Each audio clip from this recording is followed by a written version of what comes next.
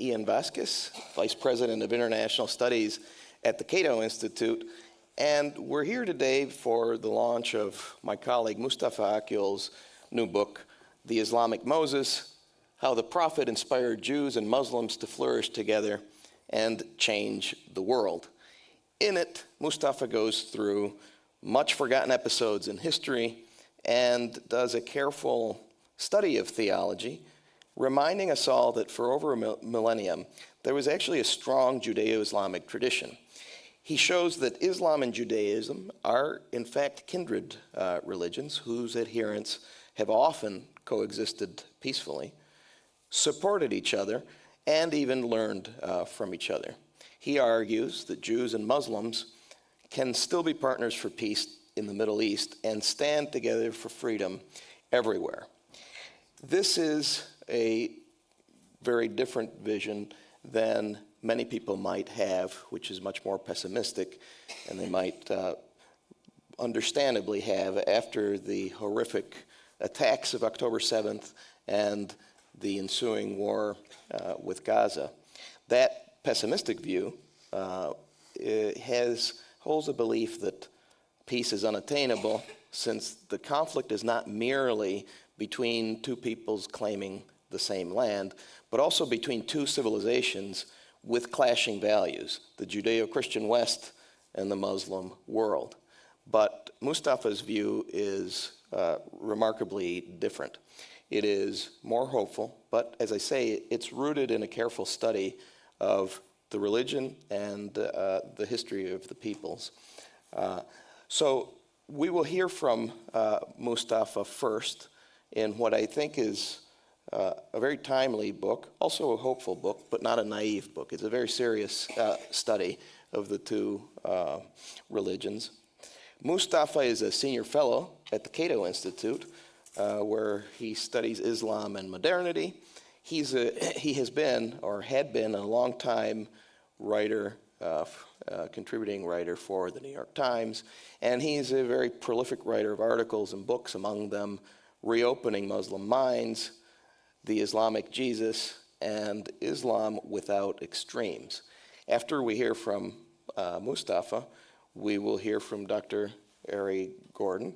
Dr. Gordon has an academic background in both Jewish and Islamic religious studies, and he is the director of Muslim-Jewish relations at the American Jewish Committee, where he builds partnerships between Jews and Muslims, enabling them to work together on issues of common concern and fostering productive engagements on issues of difference. He earned his PhD in Islamic studies from the University of Pennsylvania and is fluent in Arabic and Hebrew. Welcome to both of you. Mustafa, go ahead. Thank you so much, Ian, for this kind, generous introduction. And thanks to Ary for joining us from New York City today. And thanks to everyone who's with us here despite the heavy rain.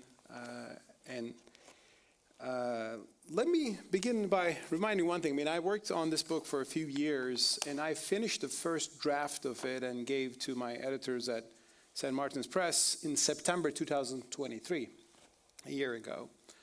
And I was hoping that it could help build better understanding between Jews and Muslims everywhere, and even contribute to the prospects of peace in the Middle East. Only like days later, then I woke up to that dreadful morning of October 7, and I was horrified to see the atrocities and learn about them. And then, after understanding what happened, I opened my account on X, which the old school me still remembers as Twitter. And I wrote, "I'm sad to see the news of innocent civilians killed and terrorized in Israel. I'm worried about the innocent civilians in Gaza who may pay a terrible price. This horrific cycle of violence is endless. May God not extinguish our hopes for peace." Since then, unfortunately, the cycle of violence has gotten worse and worse, and now the war is spilling into Lebanon, and probably most of us have that in mind. How to end this conflict, like almost a 100-year conflict, is probably the most difficult questions of our day, which many has political, strategic, and diplomatic aspects to it. But I'm interested in the ideas and the narratives that relate to this conflict, especially as they relate to religion. And there, I do see a problem, which I challenge in my book, and that is the narrative of ancient hatreds, that this conflict is coming from 1,000 years old at least, ancient hatred between Muslims and Jews. This is a religious war, therefore it can never be resolved. Right? Hogs on the both sides, I think. Some of them make this argument. But I disagree with them, and this book is a story of what I would disagree with them. This book, The Islamic Moses, is the story of, as you rightly alluded, Ian, the story of the Judeo-Islamic tradition, a term used by none other than the great late Bernard Lewis, the historian of the Middle East. Now, what is the Judeo-Islamic tradition? In my book, there is an opening quote which can put this in a nutshell. It's by Ary Gordon. Did I say it right? Okay. Ary Gordon was one of the 19th century German Jewish scholars who studied Islam carefully and respectfully. And he has a 6-volume masterpiece, The History of the Jews, which is still respected as a very important book. In its 3rd volume, he addresses Islam. And in one page, he says, Muhammad, peace be upon him, as we Muslims would say, peace be upon Moses, and of course all the biblical prophets too. Muhammad was not a loyal son of Judaism, but he appreciated its highest aims and was induced by it to give the world a new faith known as Islam, founded on a lofty basis. This religion has exercised a wonderful influence on the course of Jewish history and the evolution of Judaism. Judaism may justly consider his teachings a victory of its own truths and the fulfillment of the prophecy that one day every knee will bend to the only God and every tongue will worship him. Now, with respect to Christ, this is not exactly how we Muslims would put it. We wouldn't say Prophet Muhammad was induced by historical precedents. We would say he was induced by revelation. But we would fully agree on the theological continuum between the two religions. I think the Quran makes it clear that the faith of the Jewish people, the faith of Abraham, Isaac, and Ishmael, was brought by Islam to the much bigger world of Gentiles, to 1 billion of people, my humble self now today included among them. Now, Gratz was only one of the German Jewish scholars from the 19th century who studied Islam with remarkable sympathy, Ibn Islamophilia, as one modern academic called them. In my book, I have a chapter examining them titled The Good Orientalists. Because Orientalism is not a good word in Muslim communities today around the world. It's seen as this biased, depiction of Islam, and there are some grounds to think like that. But it's more complicated than that, especially the good Orientalists of 19th century Germany, Jewish Orientalists, complicate that. They include Abraham Geiger, Gustav Weil, and the famous Ignaz Goldziher, who's also, I think, a bit misunderstood, as I discuss in the book. Later in the 20th century, some Jewish academics would say that they were too sympathetic to Islam, even too romantic about it. But their much forgotten sympathy for Islam reminds us a context which is differently than what we have today. So I think it's a remarkable story in itself. Now, as Gretz rightly says, the Islamic tradition begins with the Prophet Muhammad himself and the very scripture he left behind, which is the Quran. Now, when you read the Quran, you may be surprised about one thing, and as one of my friends was surprised as I released in the book. A Christian friend of mine many years ago asked me a copy of the Quran, and I suggested him a translation, and he read it, and he said, I read it, and I was hoping to learn about Muhammad, but I almost learned nothing about him. All I learned about was Moses. Well, he was right, because the Quran, not only Moses, but the Quran speaks very little about Prophet Muhammad himself, because it doesn't speak about him, it speaks to him. But the Quran speaks about other prophets that preceded Prophet Muhammad, Abraham, Noah, all the biblical figures, Jesus Christ as well. But by far the most dominant of them is Moses. So indeed, when you read the Quran, you learn about Moses more than anybody else. He's mentioned 137 times, where the name Muhammad appears just 4 times. And second to Moses, guess what? Who could be the most mentioned human being in the Quran? It's the Pharaoh, his nemesis. So the story of the Quran, the story of Moses versus the Pharaoh and the liberation of Israelites from Egypt, slavery in Egypt, it's a very prominent theme in the Quran, especially in the Meccan chapters. And in the book I say there's a reason for that, because the early Muslims who were persecuted in Mecca under the polytheists, who were intolerant, who didn't have a sense of religious freedom, Muslims who were under that persecution saw the Israelite story as a source of inspiration, and the Quran told them about this story.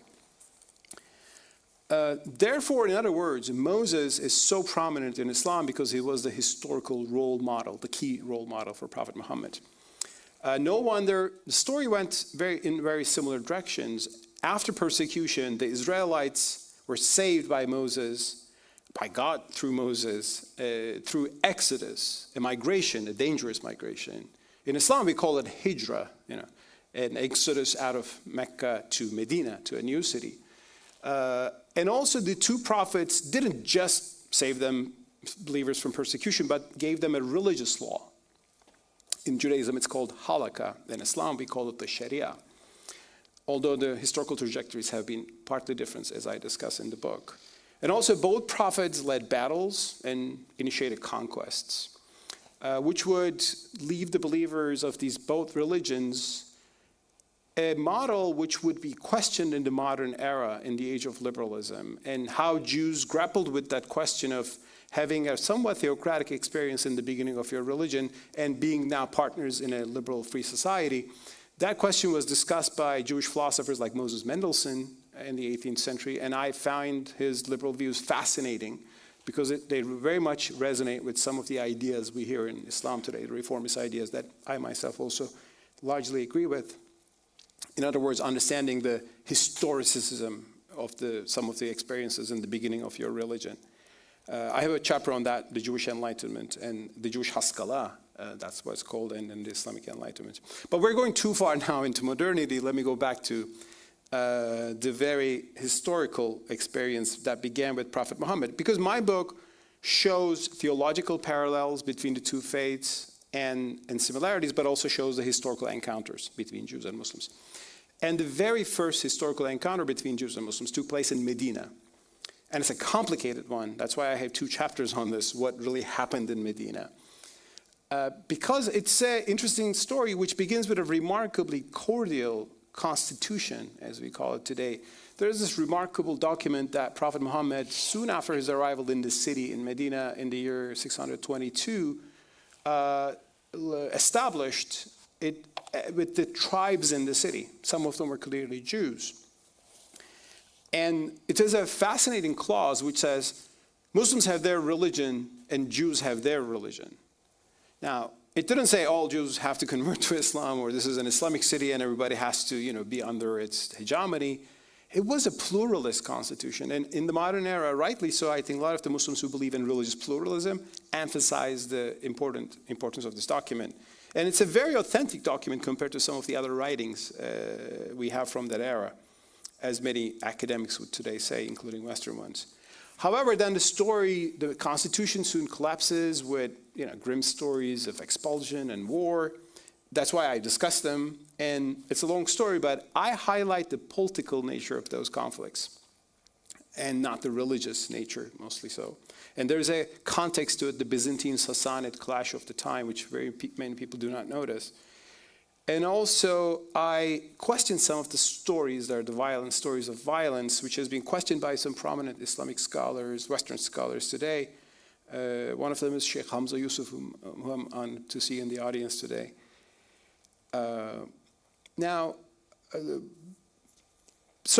However, whatever happens in Medina stays in Medina. And after that, Muslims create an empire in a century, a fascinating story. The caliphs, the successors of Prophet Muhammad, start to conquer the world, as everybody was doing at the time. The Christians were creating the religious empires, Byzantine empires, and Sassanids their own.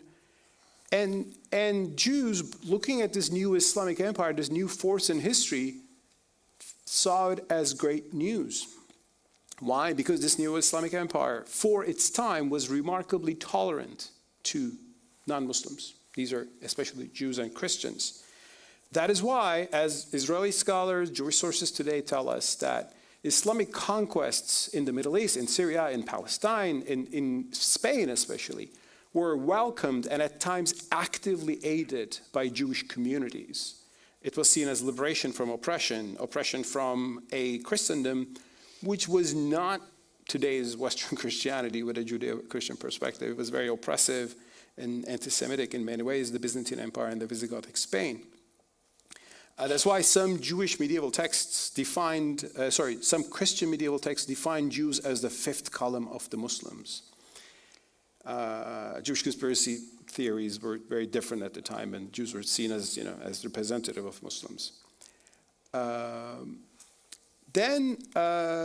Also, it's important to remember the conquest of Jerusalem by Muslims was a great story for Jews. It happened right after the Prophet, under the time of the second Caliph Umar, year 626. Jews were banished from Jerusalem 5 centuries before that by the Romans, from the 2nd century all the way to the birth of Islam. But Caliph Umar made a deal with the Christians to be able to bring the Jews back in. So he not only allowed but facilitated their return to the Holy City. And Jews would live in Jerusalem until the end of Islamic rule in the 20th century, with a brief exception of crusades, which was quite destructive on both Jews and Muslims. Now, in these medieval times, there were some grim stories too. Jews were persecuted in Almohad, Spain, for example. So it's not a totally romantic and wonderful story. This is medieval times. Muslims themselves could be persecuted by Muslim rulers too. But by and large, the Jewish experience under Islam was much more positive than the one in medieval Christianity, and I think many scholars testify to that. And at this time, in these long centuries, also there emerged what the 20th century's great Jewish historian of Islam, Shlomo de Goitein. Goitein? Thank you. I write their names, but I don't know how to pronounce them. Called creative symbiosis between Islam and Judaism. First of all, Muslims learned a lot from Jews. We have a tradition called Israeliyat, which means of the Israelites, or you could call it Jewish studies. Muslims, because the Quran refers to the Bible all the time, and it just narrates brief stories, but then there's much more to learn from Jewish stories. So Islamic scholars learned that created a big tradition of Islamic exegesis, helped the tradition of Islamic exegesis, tafsir. In the meantime, Jews learned from Islamic sources. Islamic theology, kalam, was absorbed by prominent Jewish scholars like Saadia Gaon and later Maimonides. It's interesting that what they took from Islam was the rationalist theology of especially the Mu'tazila, some of whose writings disappeared in the lens of Islam, but today we have them in Hebrew translations. Today, Jews also studied philosophy, and learned a lot from towering Islamic scholars like Ibn Rushd or Averroes. Again, we have some of his works today thanks to Hebrew translations, which are translated into English too, because the original Arabic copies are lost. Sufism had an impact on Judaism, and we see that in the amazing life of Abraham Maimonides, the son of the great Moses Maimonides, who was the head of the Jewish community in Egypt. He became a Sufi, a Jewish Sufi, and he thought Islam preserved a lot of the practices we Jews forgot, so let's bring them into Judaism. And not everybody agreed, but he just had an interesting direction which influenced some Jews and brought a new mystical tradition. Now, the last bright chapter of the Judeo-Islamic tradition was in the Ottoman Empire and the last seat of the Islamic Caliphate, which repeatedly offered safe haven to persecuted Jews. The most, I think, significant example there is Sephardic Jews, who were enforced to convert into Christianity or flee from Spain, as they had to at the time of Columbus in the year 1492. They went to different directions, but the luckiest turned out to be the ones who went to Ottoman lands, and they created communities across the Ottoman Empire, including my hometown, Istanbul. Some Ashkenazi communities persecuted in Europe also headed to Ottoman lands, and among them was Rabbi Yitzhak Sarfati, who wrote a letter to German Jews in the 15th century, and he said, "Leave that accursed land and come to Turkey, where every man may dwell at peace under his own wine and fig tree." The Jewish-Ottoman friendship continued well into the modern era, and an interesting example there is the blood libel affair of Damascus in 1840. Blood libel was a Christian innovation, a nonsense libel on Jews. Muslims didn't know about that. But it was brought to the Middle East from Europe. Not every idea that came from the West has been helpful to the Muslim world. You can name communism and nationalism or many other ones, and also some anti-Semitic themes came to the Middle East from Europe. And Jews were wrongfully accused of murdering a child, and then they were tortured, arrested, and it was a terrible affair. Luckily, the Caliph Sultan Abdul-Majid I issued his historic edict, Firman, which says basically, we read the books of the Jews, they don't believe in blood, even of animals. I mean, this is pure calumny, pure libel. And he said the Jewish people will be protected and defended. And the Jews were released, actually. And Moses Montefiore, a prominent figure in England, thanked the Sultan, and thus became a very important point. Later in the 19th century, we should add that Jews also acquired equal citizenship in the Ottoman Empire. So the dhimmi status of medieval times, which was tolerant for its time, but it doesn't look good today, because from a perspective of equal citizenship and liberalism, Jews acquired equal citizenship and joined the Ottoman parliament and bureaucracy as Ottoman Christians. Throughout the 19th century, also, the Ottoman Empire was constantly at war with a great power. It was not Britain, it was not France, it was Russia, the most deadly enemy of the Ottomans. And Russia was this arch enemy of the Jewish people with anti-Semitic oppression, with inventions like the protocols of the Elders of Zion.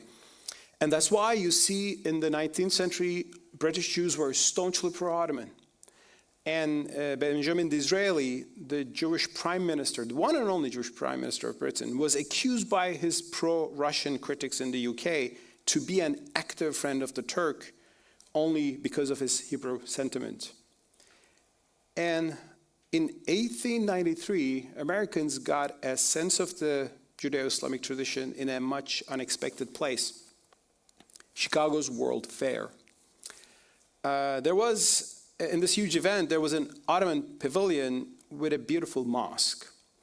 And on the night of September 19, 1893, there came an unexpected time for a lot of people, but Jews knew what it was, the Yom Kippur. And Jews wanted to give the called Nidra service. And if I'm wrong, Jews cannot do it in churches typically, right? I mean, historically. Anyway.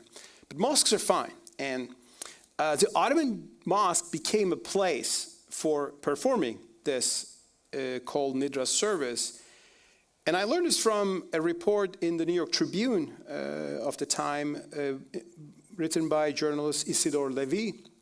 He was impressed by this Jewish worship in a Muslim shrine, and he wrote a story in the newspaper. He said, the Muslim is liberal enough to allow religious services other than his own to take place in his houses of worship. It's a lesson, he said, that Western people would do well to ponder. What a different world was that than today we have in some parts of the world.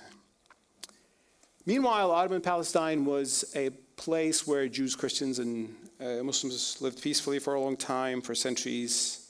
That's why visitors to Ottoman Palestine were surprised. One of them was the Polish immigrant to Hebron, Rabbi Abraham Gershon, Orthodox Jew. He was amazed to see that in the Holy Land, Jews have virtually no fear of Gentiles. And that's why in the 19th century, as historian Ellen Doty notes in his book, Arabs and Jews in Ottoman Palestine, none of the observers of at the time foresaw the conflict that was yet to come. However, the conflict did come, and I think not because of ancient hatreds, but because of a modern force, a force called nationalism. It's a force that swept through the whole former Ottoman territories, beginning from the Balkans and coming to Eastern Anatolia. It made former neighbors into new enemies. It's the idea that there should be an ethnically defined nation state for one group, which is generally a great liberation for that group, but it may not be good news for others who happen to be on the same land. And this created much bloodshed, and I think we're seeing the latest chapter of that today between Israelis and Palestinians. In other words, this is not a religious war, in my view, but a national conflict. And it will end only when we can make those two peoples who claim the same land, that precious land from the river to the sea, share the land without just trying to dominate it for themselves. This clearly has been impossible so far. And for worse, religion became not a part of the problem, but part of the solution, because it created militancy and hatred of the other. I mean, religion can do that. It's at its worst when it sharpens the us versus them divisions, stoking hatred and fueling militancy. But religion can offer better. Religion can evoke a common humanity, preach empathy, mercy, and peace. And as someone who studied the Judeo-Islamic tradition as much as I could, I believe both Islam and Judaism have the resources to offer that. For example, as I say in the book's epilogue in the final page, I say, Jews can revive that noble instruction from the Torah. You shall not wrong a stranger or oppress him, for you were strangers in the land of Egypt. And Muslims can revive another noble commandment from the Quran. Do not let the hatred of a people lead you to injustice. Be just. That is closer to righteousness. So, with such source of wisdom, I believe peace between Israelis and Palestinians, which look very far today, is still imaginable. And at least we should imagine it. And we should keep pushing for it and advocating for it and believing in it, even at this darkest hour, and maybe especially at this darkest hour. Thank you. Thank you, Mustafa. You've given us a lot to talk about. Your book is very detailed on a lot of this. I gave 3% of the book. So you have not covered a lot of the complex issues. Before we hear from our next speaker, I just want to make an announcement that we will be taking questions from both the online and the in-person audience. Online audience may join the conversation and submit questions directly on the event webpage, Facebook, YouTube, and on X using hashtag Cato Events. So let's hear from you now, please. Sure. Well, thanks, Mustafa, for writing the book, for telling us about it, and for allowing me to be a public thought partner with you, as I've so enjoyed our thought partnership over the last years. And to Cato also for fostering this kind of discourse, dialogue, even debate, values-based discussions that can tap into diverse constituencies, whether that's political, religious, or otherwise. And I'm going to start with a story, something that happened to me last week, Shabbat in synagogue. I was talking to my neighbor. We pray in synagogue, but we also talk sometimes. And the two of us have a common friend, but we didn't know that we shared this friend. I knew John from when he was a kid, and we grew up together, and we aren't in touch all that regularly. But I had seen him that week when he was visiting from out of town. And my friend from synagogue was also friends with John, but from a later stage in their life, more recent, and he had seen him the next day. And we talked about how we were surprised that we knew the same person, and we got into some friendly debate. And I said, well, I knew him first in his formative years. And he said, yeah, but I knew him better and later in his later iteration. And it struck me that the title of the book, The Islamic Moses, might strike some people in that way. And it could be that subject of debate. Well, I knew him first. Well, we know him in the fullness of time. Sure. And one could have this conversation through conflict, debate, wrestling for this figure. But what you enable, Mustafa, with your book is a different kind of conversation, and one that is really sorely needed today. At American Jewish Committee and more broadly in the world, we talk about the 21st century as holding the possibility of Muslim-Jewish transformation the way that we saw a transformation of Christian-Jewish relations in the 20th century. We're coming up on the 60th anniversary of Nostra Aetate, a watershed moment in that transformation. And when you were writing the book in, I guess, 2022 and parts of 2023, we could have had this conversation as a lubricant for that process, as an indicator of the flourishing ecosystem here in the US and in other parts of the world. And after October 7th and the war and all of its destruction and all of the enmity that it has sown between communities, I see the book more as a life raft, in a way, to help carry us through this very difficult moment and to prevent exactly what you said, a war and a conflict that is most decidedly political, that takes on so much religious language and religious form at times, and you're giving us a different narrative and a different tool, and maybe keeping this from giving us one resource to help this from becoming a global religious clash.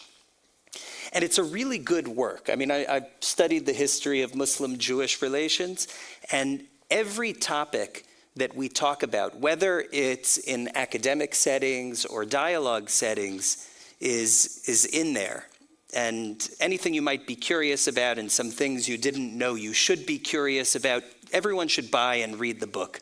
Buy 3 copies, give it to a friend, give it to a neighbor. It's out there for sale. I don't get a commission. I just, it's a wonderful work.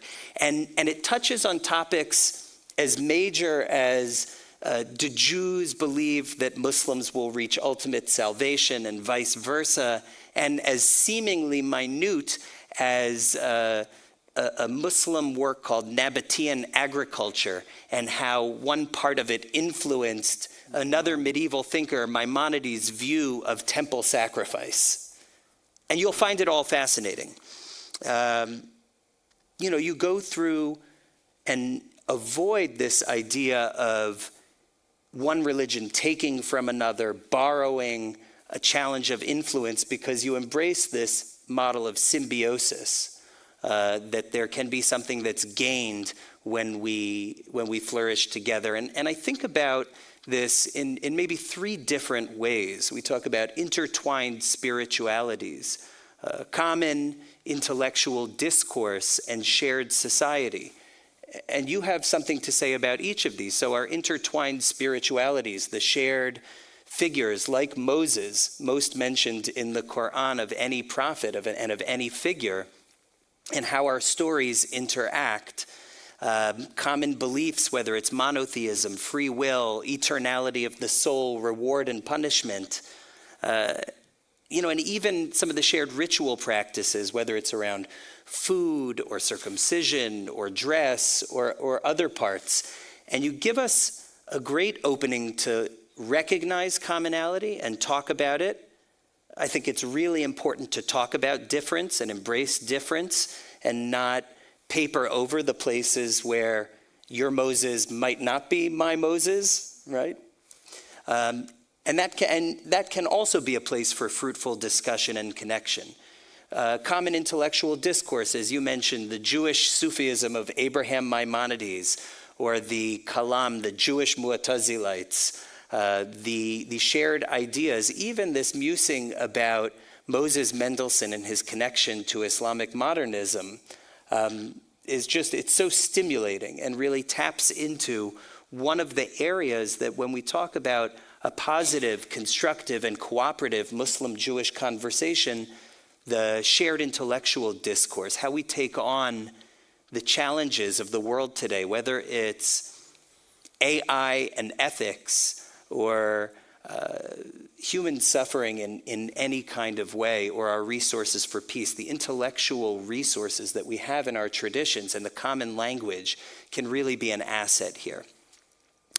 And then, of course, shared society. When Jews and Muslims live next to each other, there's a lived experience that you talk about in several chapters, whether it's Muhammad's relationship with the Jews of Medina, and you talk about the positive interactions, but you don't shy away from some of the points of conflict. But I was struck that you lift up some of the even what might be small examples, but send a big message. Muhammad stopping his teaching to stand for the funeral procession of a Jewish resident of the city, or encouraging his followers to make sure that as they're distributing food for the poor and needy, that their Jewish neighbors are not overlooked. Right on down to the Ottoman period, the 16th century observatory of Taqi ad-Din and his Jewish partner brought in David the mathematician. I'll have to look that one up. I'm a humanities person. My mom probably would have liked David the mathematician. But that their cooperation, short-lived as it was because the observatory had to cease functioning, it talks about a shared society that we can build together that need not be purely religious.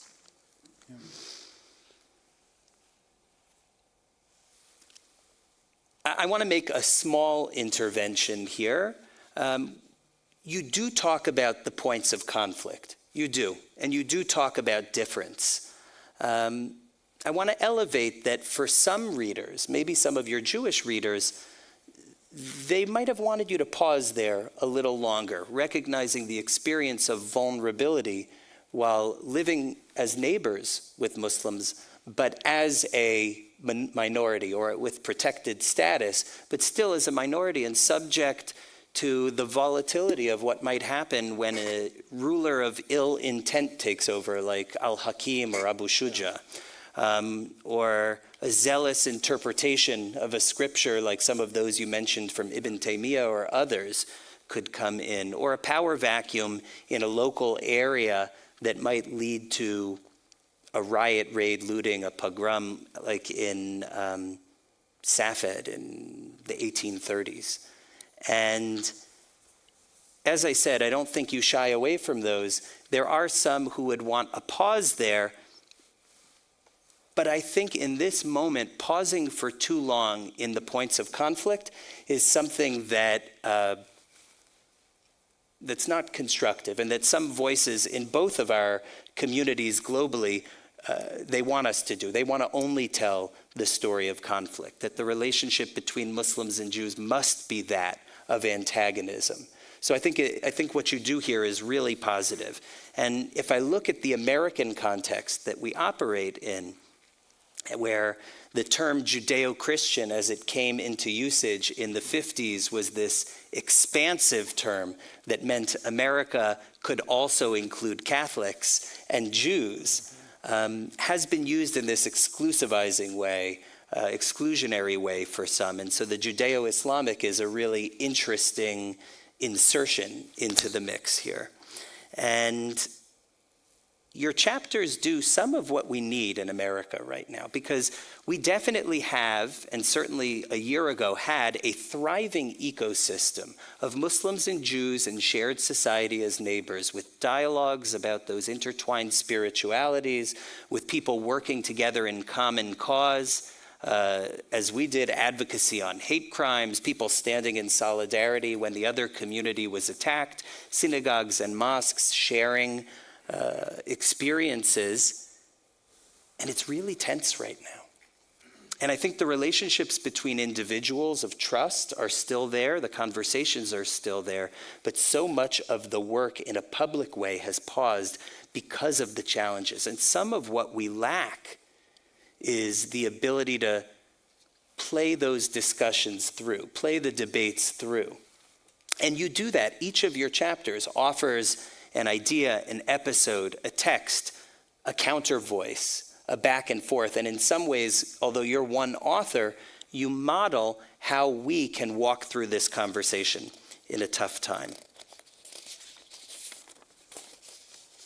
You know, you take the dynamics of power very seriously. There are incidents which get used in the world by some to talk about a Muslim-Jewish inherent clash.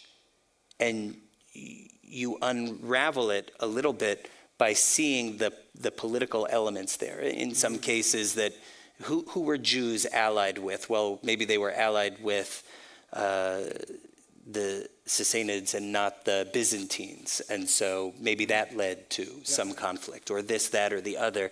And I think it allows us also today to see some of those dynamics. And you know, I want to wrap up with a word, as you did, about the current circumstance, the heartbreaking suffering in the Middle East, the war that we all want to see end. We want to see safety, security, dignity, and freedom for Israelis and Palestinians, for everyone in the region that's now implicated. And as we see this ramped up, I don't doubt that there are some who would see a conversation like this one as naive. But we don't have to choose that. We don't have to choose the hateful path.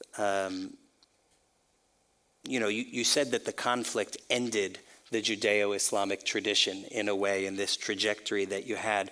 But I think the fact that there's been a pause and break over the last century or so allows us to appreciate it. It's not just the atmosphere around us, as it perhaps was for some of those that you write about.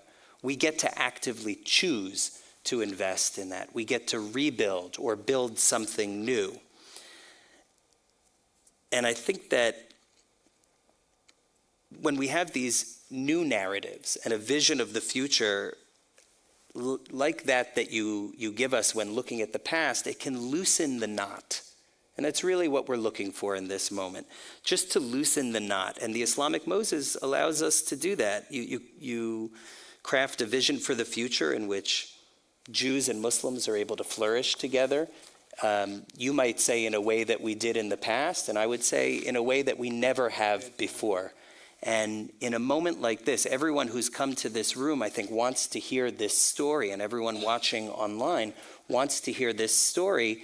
And it is some of our obligation to keep that vision for the future alive that allows a political and religious future where we get to do what it is that we believe is possible, the transformation of this relationship in the 21st century. And let's hope it's in the first half and not the second half. Yeah, inshallah. Inshallah. Im Yirtzeh Hashem. Yeah, thank you. Thank you, Ary. Thank you.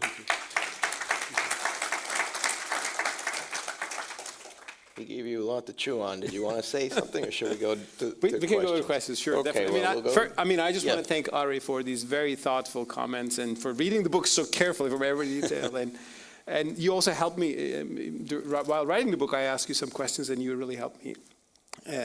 Thank you for coming and sharing these thoughts. And I think it's a difficult time, but I think people need to hear this, that we're not enemies. Yes, there's a terrible conflict, but conflicts are there and you can end them. We've seen terrible conflicts which end and then people start a new life, and sometimes they even become partners. So we should believe in that. But thank you. I think loosening the knot is a nice metaphor. Yeah.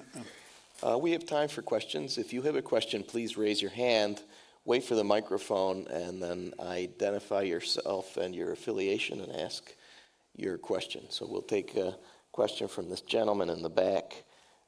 First, please, who has his hand up. Thank you.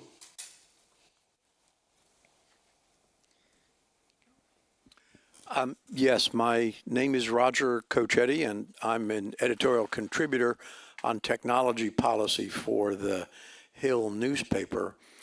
Both of the panelists have discussed the idea of religious groups living together in a single community with the minority having rights, but the majority also being the majority, the dominant. And that's a very important concept. But I wanted to ask either panelist or both panelists to talk about a different concept, one that we as Americans are really unfamiliar with since the children of the Enlightenment who wrote our Constitution and then the French Revolution after it. The idea that you would have a religious state is simply alien to us. It's hard to imagine that Virginia is a Baptist state, or Philadelphia is a Catholic city or something like that. There's a separation between the concept of a state, of a government, and the concept of religion, but that's not always the case today.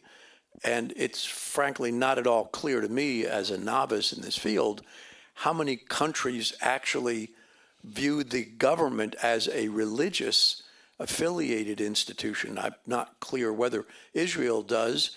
It doesn't mean people don't have rights. It doesn't mean other religions are tolerated. But I know that there are some governments that view themselves as an Islamic state and some governments that view themselves as I don't know if there are governments that view themselves as a Christian government, but could the panelists talk a little bit about this odd thing which sort of exists today, but most of us don't know much about it, and that is a government that is religious? Thank you. That's a big question, and thank you very much. And it takes me to my other works on Islam, liberty, pluralism, and all that. Indeed, I think today the Muslim world, if I can speak about it, it's a diverse place with about more than 50 nation states. Some of them are secular in their constitutions and quite free in terms of the way they approach religion. They don't have an official religion. But there are certainly countries where Islam is the official religion. That's more than a few dozen Muslim countries are like that.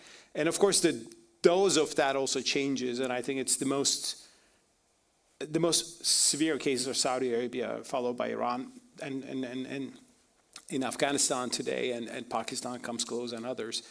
And I mean, my own argument about is that, well, traditional Islamic doctrine also envisioned state as a religious entity. And classical Islamic thinkers thought that, of course, the state should be Islamic. What else would it be?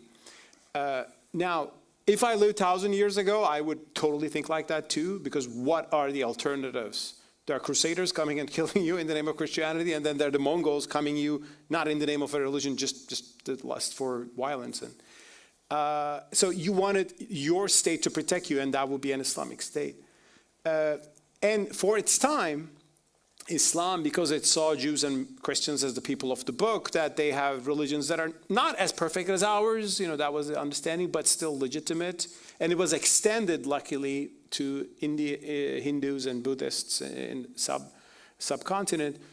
There was a pluralism and tolerance there, which was valuable for its time. But I remind my fellow Muslims, look, that tolerance had its limits, and those limits are becoming very controversial in the modern era.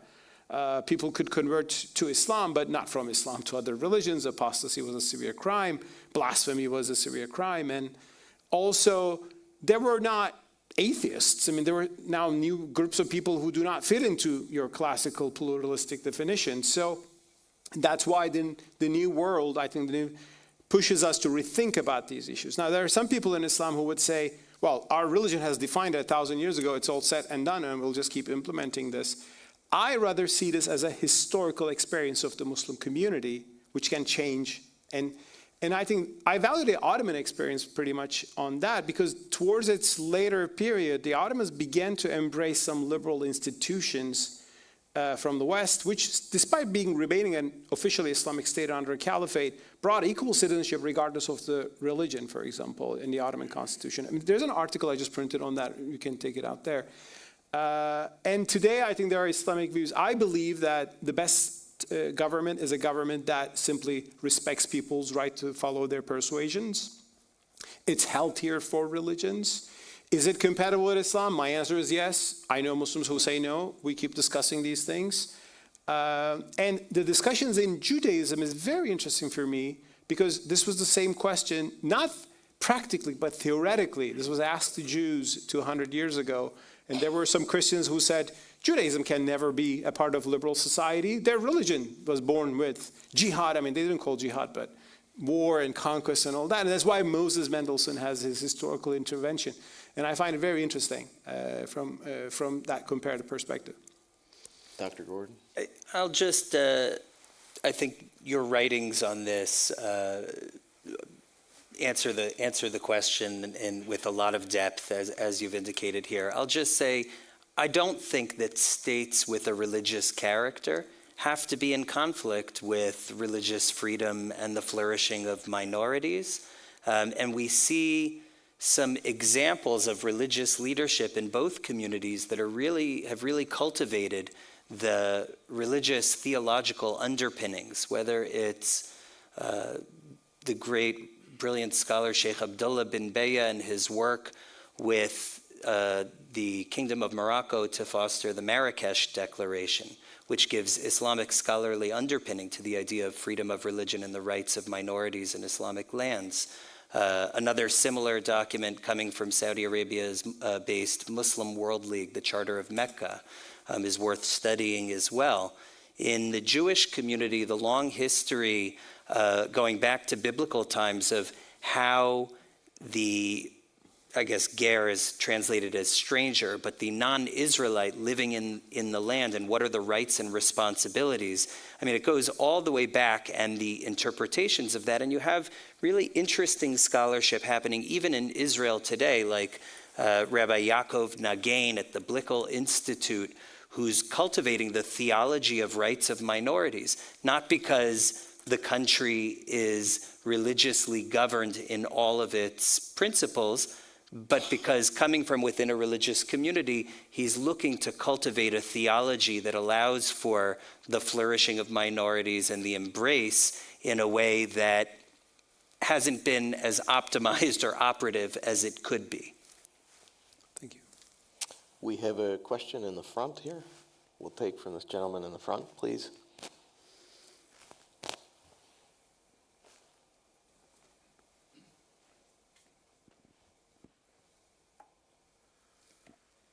Assalamu alaikum, Mustafa. Wa alaikum salam.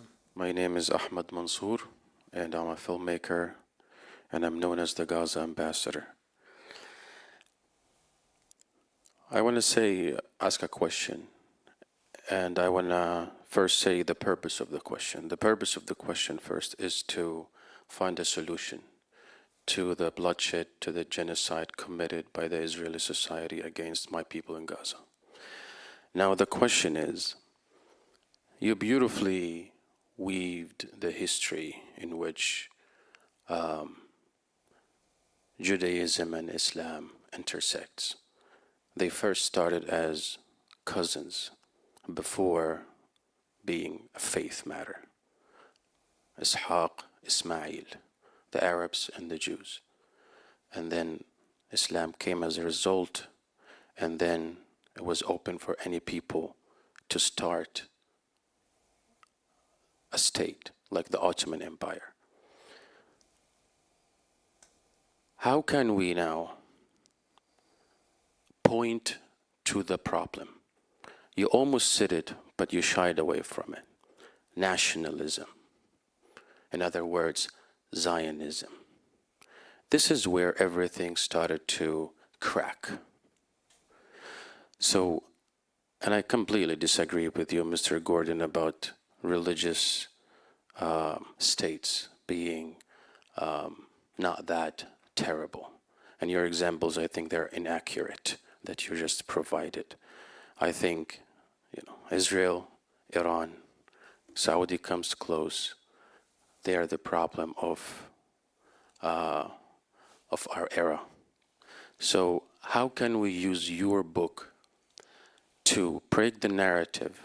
Now, the Zionist state is becoming a pariah. The world opinion is shaping in a manner that it's a matter of when this structure collapses, and then go back to your research in your book and claim that tradition, the tradition of the Ottoman Empire having the Jews there, the tradition of Al-Andalus and having Jewish ministers to the Umayyad ruler.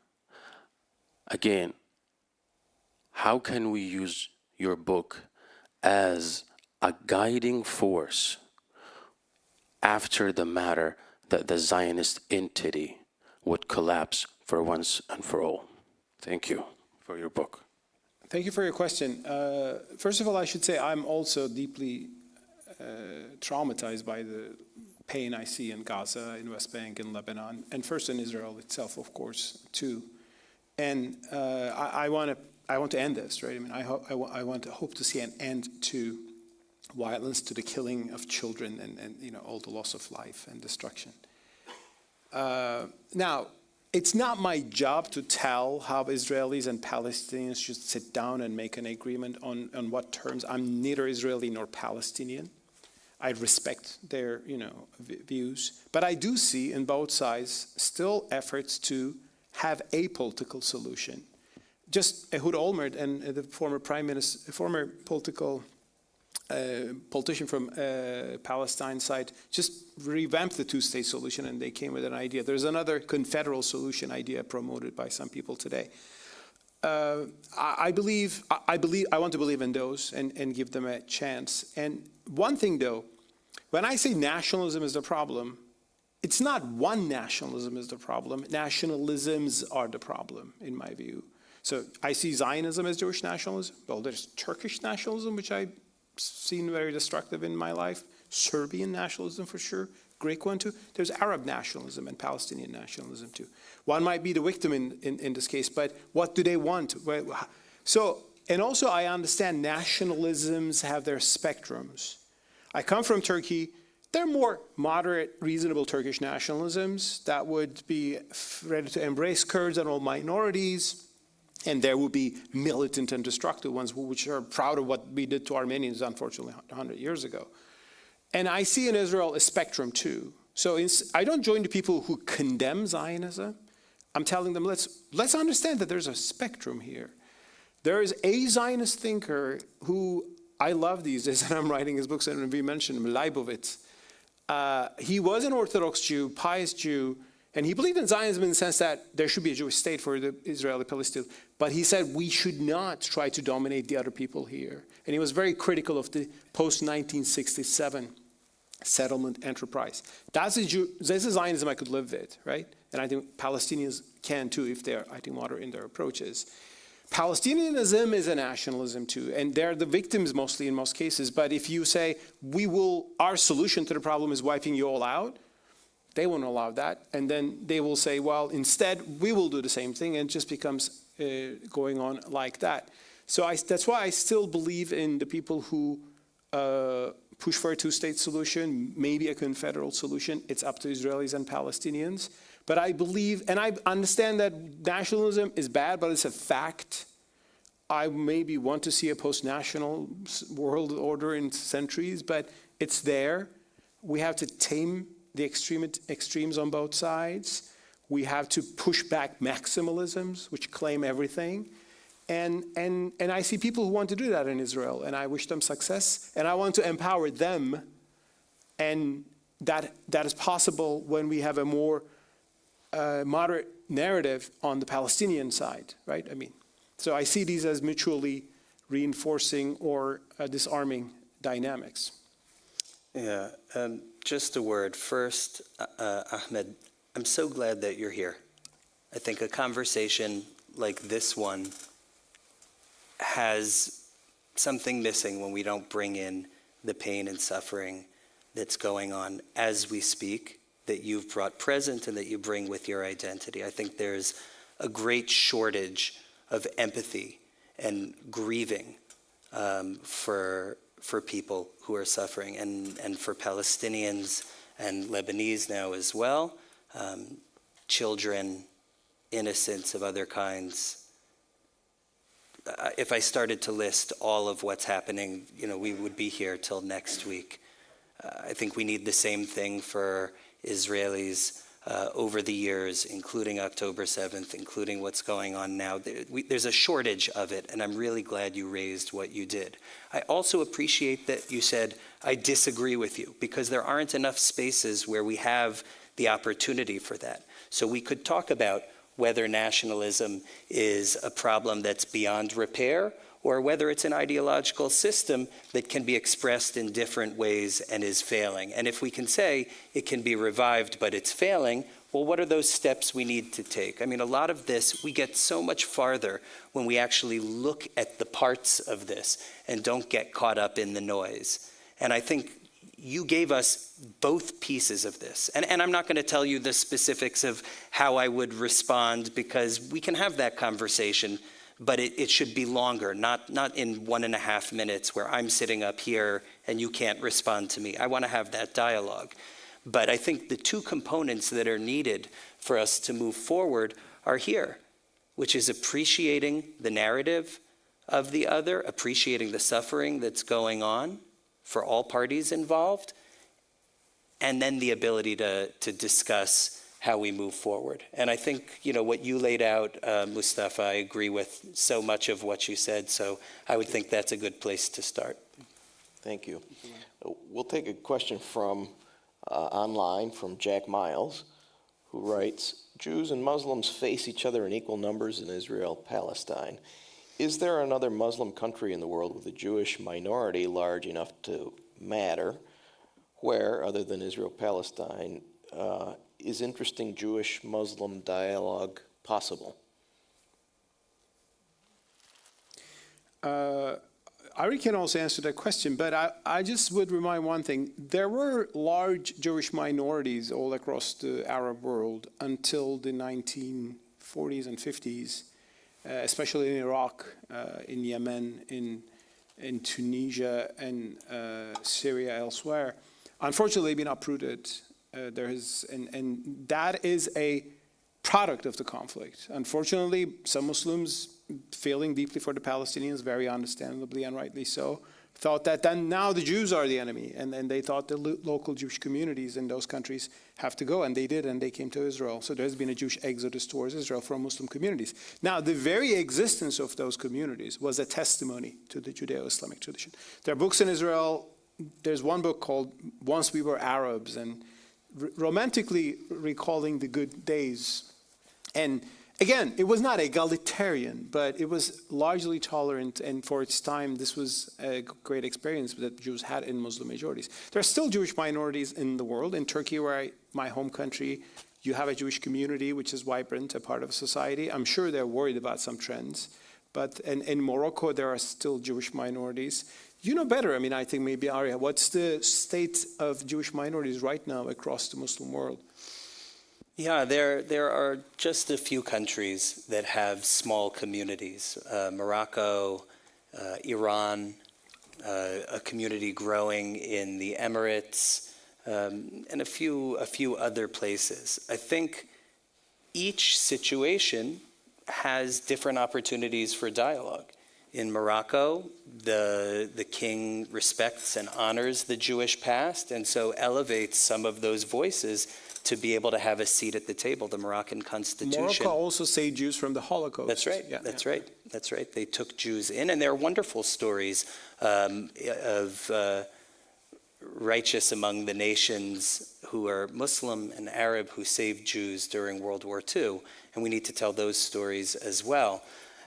In Israel itself, there's probably more interfaith dialogue initiatives per square mile than anywhere else. And when there is a political solution that's reached, I think that network of ties will become even more valuable. But whether it's groups like Shorashim or Mosaica or the Haifa Laboratory for Religious Studies, Field Beit, which is Israelis and Palestinians expressing through art, and on and on and on. And I think in countries where Jews and Muslims both live as minorities, there's something really interesting that we can do if we decide to. If we decide not to let our identities be subject to political weaponization, polarization, and in this election season, we could point to half a dozen examples without thinking too hard of how that happens for both communities.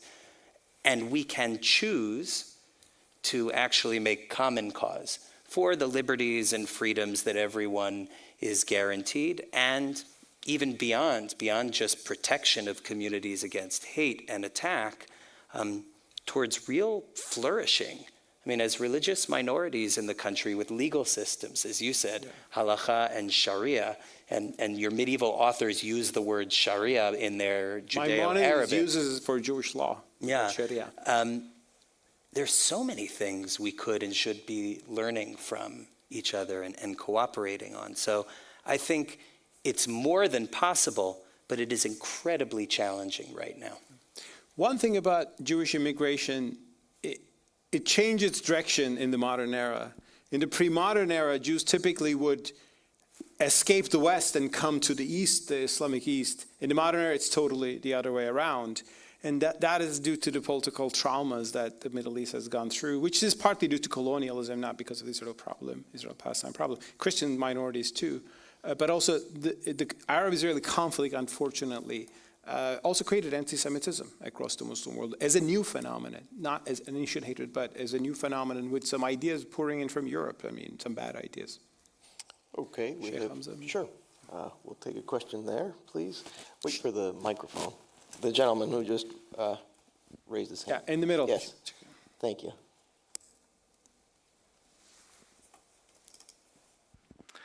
Thanks, Mustafa and Ary. I wanted to, you mentioned... Would you just identify yourself when you ask the question? Yeah, sorry, Hamza Yusuf from Berkeley, California.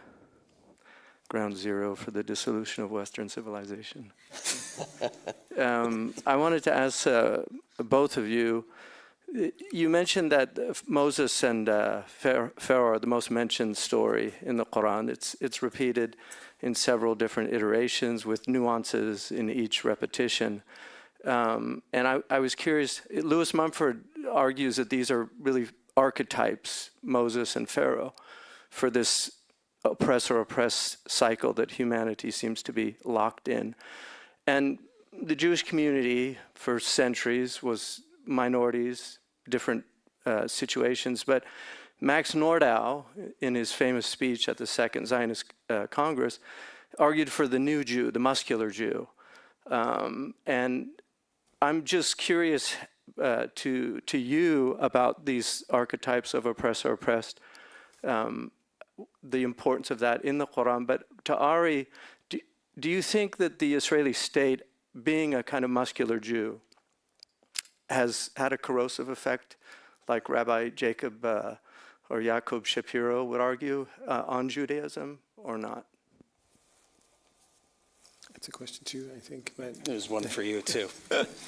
Well, Sheikh, it's great that you're here and asking some of the tough questions. I think you identified that dynamic really well, that centuries and centuries of living as a minority, there's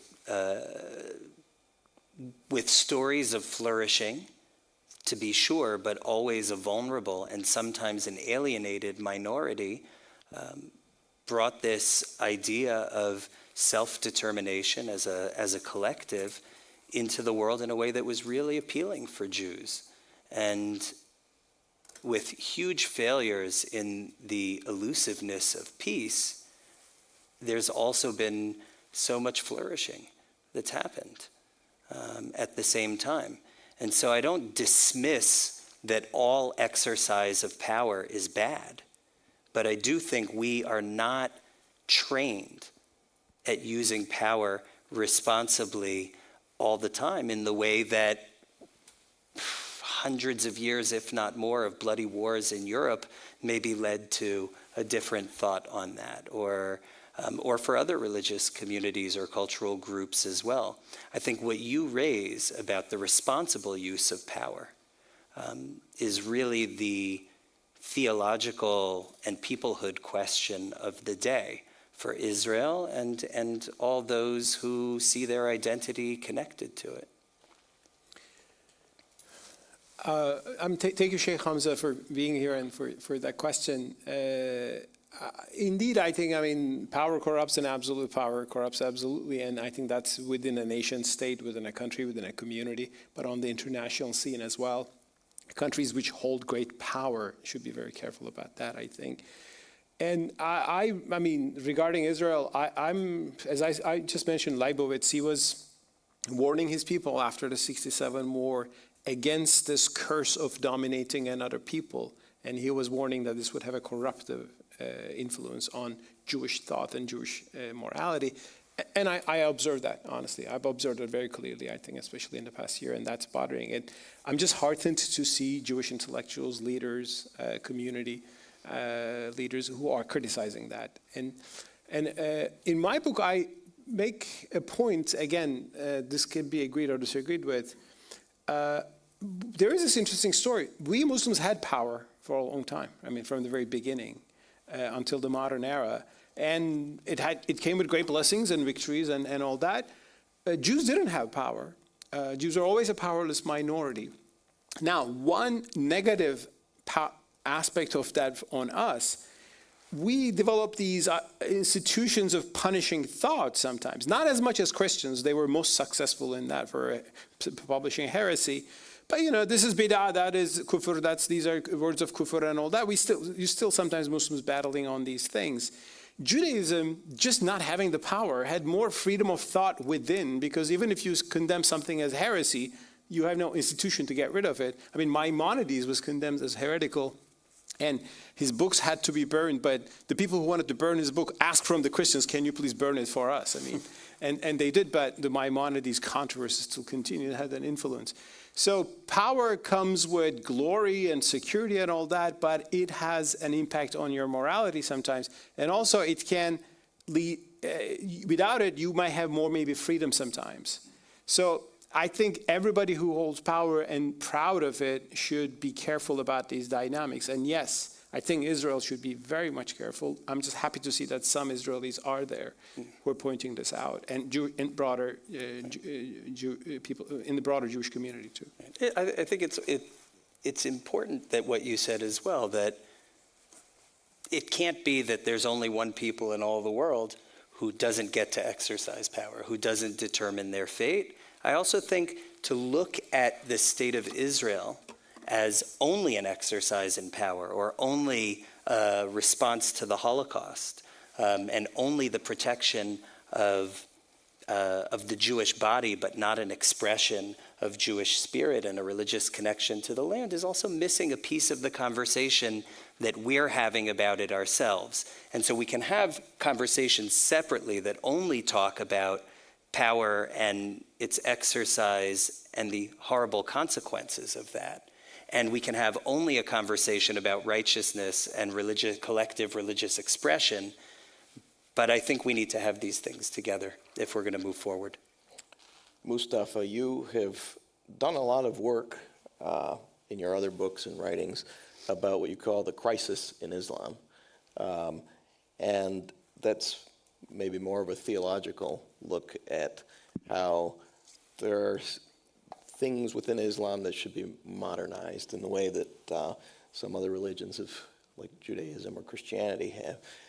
But you've also looked at political and economic history in the Muslim world, in the Middle East, and so on, in which you identify the lack of basic freedoms in Muslim-majority countries, especially when compared to the West, and frankly, much of the world. There are a lot of different indexes of freedom. We publish one that's just the Human Freedom Index that looks at civil and personal liberties and economic liberties. And frankly, most of the Muslim world, from that political perspective, comes out poorly. Israel comes out much better in that regard. And I wonder if you could say something about that and how that can have an influence on what you are promoting as a solution in your book. Mm-hmm. Thank you, Ian. Yes, we even published together the Freedom in the Muslim World, a small report a few years ago, and that showed, on the one hand, there's a lot of diversity. Some Muslim-majority countries like Bosnia and Albania are quite free, but on average, there's low freedom. Now, that has both religious and secular causes, I would say. For example, some Central Asiatic countries are not very free politically, not because of Islam, but because of the Soviet heritage of a big party and one man, and that still continues. We've seen a lot of, Syria is not free, not because of Islam, because it's a brutal dictator, which is a product of Arab nationalism and socialism combined together, the Ba'ath heritage. But there are religious interpretations that also limit freedom, and when they're legislated as state law, and issues like apostasy, blasphemy, inequality between genders, inequality between communities is there. Now, my approach to that is that this calls for a reform or renewal in Islam, as we would call it, and to understand that Islamic law was developed 1,000 years ago, and many things in there are historical in the sense that they advance maybe certain values in a certain era, but they reflect the norms of the time. They're not necessarily divinely legislated and mandated. There is a context to it. So a new understanding of Islamic law is necessary, And this is a huge literature. I myself have written a little bit about this, people more authoritative than me, and I'm following all these discussions. Now, to me, Judaism is interesting in the sense that there is a big question in Islam. How do you have Sharia in the modern world, right? I mean, do you have Sharia as a law of the land and as in some places? Well, to me, Judaism is interesting that it shows you can have halakha in the modern world, not as law of the land, but the communal practice that you have in Brooklyn or in anywhere, right? So detachment of the Sharia from the state, which is argued by scholars like Abdullahi and Naim, and including myself, is I think the route to go forward, because only then it is not a coercive state law, but a religious practice that is voluntarily followed. So there certainly needs to be a big change there. Now, regarding Israel, I agree that Israel is freer than Muslim majority countries for its own citizens. The status of Palestinians in West Bank and Gaza are a totally different story, and they are under occupation. They are not free because of that status. And I think we should care for their freedom as well, and that will be only possible if we have a political solution, and that's one of the reasons why we desperately need a solution there. We have a question in the front, please. Right here. Thank you. Thank you. My name is Ömer Taşpınar. I'm a professor at National Defense University. Mustafa, congratulations on this great book. I've read part of it. I'm looking forward to reading the whole thing. And I totally agree with you, with your analysis that religion can be part of the solution. However, the argument that the problem starts with nationalism, I wonder whether that's the easy way out. I empathize with that too. Nationalism is a problem, but what happens when nationalism is heavily infused with religion? When there is this fusion of religious nationalism, which seems to me is the problem in the Israeli-Palestinian debate, polarization. Yeah.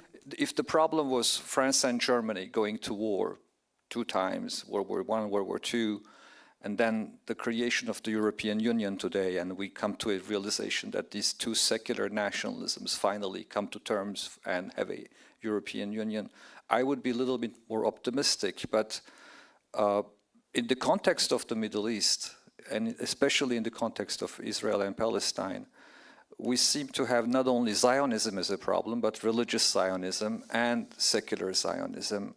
We not only have Palestinian nationalism, but Muslim Brotherhood, Hamas, political Islam with Palestinian nationalism. So is this creating a more intractable situation? And would we be more realistic about attempts to find solutions through injecting religion to the debate if we conceptualize, try to understand better what is this notion of religious nationalism? Thank you so much, Ömer. And that's an important point. I mean, yes, religion exacerbates nationalist conflicts often in that part of the world, and it gets worse. And we've certainly seen that. Now, one thing, secular nationalism can be pretty militant and violent too, and we've also seen that too. I mean, if you look at the Palestinian history, peoples like the People's Liberation Front for Palestine, Marxist-Leninists, I mean, they were pretty militant. They're still there, by the way. And I mean, some secular Zionists can be pretty maximalist and militant in their approach. But religion has entered into the scene. We see that in Hamas. We see that in groups in Israel which define the Palestinians as the biblical Amalek, the eternal enemy that Jews should destroy, and which want to claim the whole land because that's the biblical land, and so on and so forth. So, but that is why I think we should not leave the religious territory to this, right? Against religious nationalism, we need religious humanism. And I think that's one subtext in my book, to say that, look, there will be people who will say, your religion tells that you should hate those people and fight against them, but your religion can tell you to be just and fair and empathetic, and that you were once friends and all that. And so I'm highlighting on those. Now, one thing Ary said was important. I mean, I acknowledge the crises, problems, but I highlight the better stories. Because I have an agenda. I want to see peace. I know that there are also bad stories and nasty stuff out there, and that's really disturbing, traumatizing. But I want to tell people, okay, this is there, but we can see something different and something better. And that's why I see religious humanism on both sides too. I see religious Jews standing up to bring aid in Gaza, while others are trying to stop it. So I've seen both sides in Israel. I see people who says we have to kill Jews, that's hadith, or that as they misinterpret it or misquote. But I also know as there are great initiatives, as you said, for religious engagement with the Jews, Christians, and other peoples. That's why religion can make things better or worse. It is making it worse. But that's precisely why I believe in having a counter narrative to that. I don't know, would you agree? Yeah, I mean, I'll just agree. Okay, good enough. Question, the woman here at the end, please. Wait for the. No, you need to speak in the microphone, please. Okay, hi. I'm UC. I have a kind of roundabout question. First of all, I'm very excited to read this book. I haven't read it yet, but I love the story of Moses. I think it has some of the most interesting identity politics as far as somebody who was, part of Egyptian society. He was loved as a son, as a brother, as a lover. And then he shunned all that power and was kind of like the OG social justice warrior.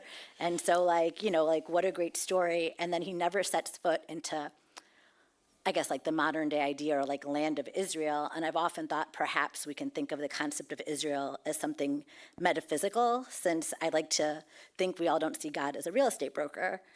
Nonetheless, I personally in my work deal a lot with the Israeli government in this terrible moment.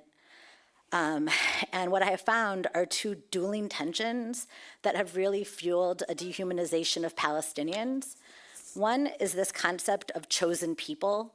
And this idea of chosen people has carried a sense of entitlement and superiority that is really hard to break through when you're trying to create a diplomatic solution.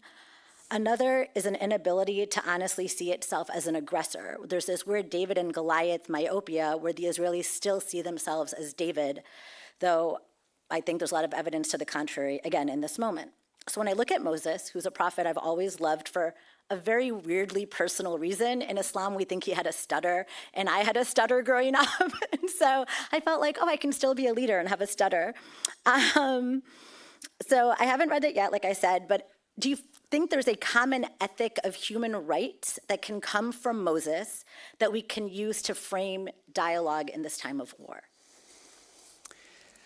Thank you. You see, it's a very big question. And now there is in the Quran, in Surah Qasas 28, there is a section. It begins to tell you the story of Moses, and it says the Israelites were oppressed, right? God tells the story. The Pharaoh killed their children and they were oppressed. But it says, but we, God, wished to favor those who were oppressed in that land and make them the leaders, the one to survive, to establish them in the land. Now, God is taking the side of the oppressed here, right? And God says this is his will. Now, one thing, this doesn't mean every narrative of oppression in the modern world today, in the postmodern world today, might be maybe 100% accurate. But there is oppression in world history. Some people also began to negate that. Jews know this more than anyone else, right? I mean, they were oppressed in Visigothic Spain. They were oppressed under the Almohads. They were oppressed under the Nazis. They've suffered the worst genocide probably the history has seen. Jews know what oppression is. But now Palestinians are oppressed. It's a fact. They don't have a country of their own. They are under military rule since 1967. And they need a country of their own where they can be citizens with dignity and freedom. And Jews don't want to be oppressed again, very rightly so. So how do we make these two aspirations reconciled? So we don't want oppression for anyone, right? And so God wants Israelites not to be oppressed, but it's one story out of which certainly we can develop a sense of human freedom. And as I said at the end of my book, Moses is the story of freedom for both people. He saved Israelites from oppression in Egypt. The story of Moses helped save Muslims from the oppression of Mecca. And actually in the book I say, can we have Moses Accords maybe one day, which will kind of solve this conflict for once and for all? I don't know, it's for the politicians, but I'm just, giving some ideas here. But yes, I think we can get inspired from that story for a future of freedom, collective freedom, but also individual freedom too. I think there's something else about Moses and the way you described him that is a tool for us here. That you can have a figure that is larger than life, that has so many details and so many episodes, and we also have a Moses who stutters. And an interesting story of how that happened as well. And the story of the Exodus from Egypt, from pharaonic oppression, of the Banu Israel, Bnei Israel, the Israelites, is one that we tell at the Passover Seder each year. And the fungibility or the applicability, the flexibility of that narrative happens, you could see, from the variety of ways that story could get told. So you will have progressive Jewish retellings on that night and very conservative and traditionalist retellings and everything in between, because that idea of oppression and justice are such universal values. And it's true of terminologies as well, that they have some flexibility, and how we experience a term has a lot to do with what we're exposed to. That shapes the horizon of meaning. So I would imagine that for many people out there in this moment, they're seeing chosenness as a primary expression of exclusivity and a tool that is putting others down. And no doubt it can be used that way, and there are people that are teaching it that way. And for many who grew up in the community, it's not that, right? It's not chosen from among and better than, but chosen for this mission to keep this in the world. And there is a place for others. Now, I think many in those camps that you mentioned could do a lot better in teaching and elevating those texts, but it's a rich canon of traditions that allows us to talk about flourishing and pluralism and a place for the other. On the David-Goliath power dynamic, I think it depends on where you're looking and in what moment. And the only way that we move forward is to appreciate the self-understanding of a group. Of course, we have to call out extremism everywhere that it is expressed, and it's the primary responsibility of those communities. So if there is extremism being expressed in the name of Islam, then it's primarily on Muslims to call that out and shape that. And if there is extremism being expressed in the name of Jews or Zionism or Israeli nationalism, that's primarily on that community to police those boundaries. But these terms, I think in my community, the word Palestinian probably has a negative valence for most people because it's always associated with something negative. Palestinian terrorism, recalcitrance, extremism. They don't know about Palestinian culture, recipes, folklore, aspirations, civil society. And I think there's something similar with Israel, with Zionism, sometimes even with the word Jewish. If you only ever say the words Israeli oppression, Israeli aggression, Israeli extremism, you're also feeding this negative view. And if we only ever see the other as demonic and evil and a tool for putting someone else down, how do we expect the parties to reconcile and move forward in some kind of peace agreement? I think everyone has a responsibility to bring in another voice, and none of us are doing it as well as we should. I shouldn't say none of us because I don't know everyone in this room, but we could all be doing better at this. Thank you, Dr. Gordon. I'm afraid that we've run out of time. We've left a lot on the table. We have dealt with very complex issues over which people feel very strongly and don't agree. And I thank everybody for helping us to loosen that knot today. Thanks very much. And you can join us for lunch upstairs. Yeah. Thank you. All right, sir. That was great. Wonderful. Thank you.